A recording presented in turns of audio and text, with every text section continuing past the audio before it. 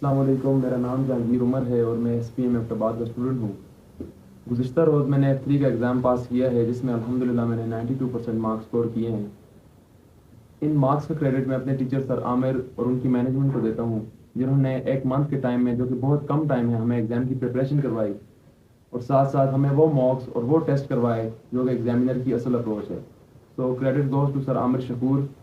अब इसके साथ साथ मैं आप लोगों के साथ अपनी एग्ज़ाम स्ट्रेटजी शेयर करना चाहूँगा कि किस तरह इतने कम टाइम में हमें सर ने तैयारी करवाई या हमने खुद की। सबसे पहले तो हमने सर के जो लेक्चर्स हैं, जो कि हमारे लिए बहुत ज़्यादा यूज़फुल थे, हमने उससे एग्ज़ाम की प्रिपरेशन की।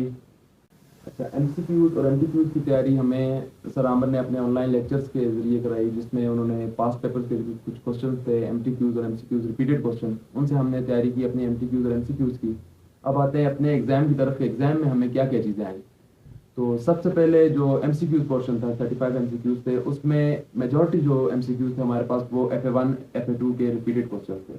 यानी कि डेप्रिसिएशन हो गई, इसके अलावा टी अकाउंट, डबल एंट्रीज, और उसके अलावा जो receivable ledger control account, payable ledger control account वगैरह से, टैक्स का अकाउंट है, इन चीज़ों से रिपीट हुई, जो कि हमने लास्ट डे मैंने सर के लेक्चर्स थे, सर के जो क्रैश कोर्स है उसमें से मैंने उसको अच्छी तरह से रिवाइज कर लिया था, तो वो मेरे लिए बहुत यूज़फुल रहा। अच्छा, अब आते हैं एमटीक्यूज पोर्शन की तरफ। तो एमटीक्यूज के अंदर मुझे दो क्वेश्चन में से एक क्वेश्चन जो है वो रिपीट हुआ था, और वो क्वेश्चन सर आमर के यूट्यूब पे मौजूद था, और वहाँ से मैंने उसकी प्रिपरेशन कर ली थी। तो वो रिपीटेड क्वेश्चन था कंसोलिडेशन का।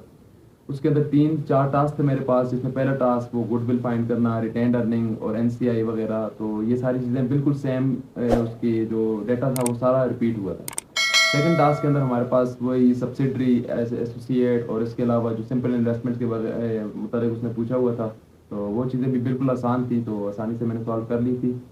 सेकंड एमटीक्यूज के अंदर मेरे पास स्टेटमेंट ऑफ कैश फ्लो थी, जिसका पहला पोर्शन वो उसने रिसीवेबल, पेएबल, इंक्रीज डिक्रीज के मुताबिक पूछा हुआ था। सेकंड टास्क के अंदर उसने डेप्रिसिएशन, डिस्पोजल और ये चीज़ें पूछी हुई थी, और वो भी तकरीबन रिपीट ही था, लेकिन डेटा रिपीट नहीं था। बाकी ये है कि उसकी जो बैकग्राउंड था वो सारा रिपीटेड था।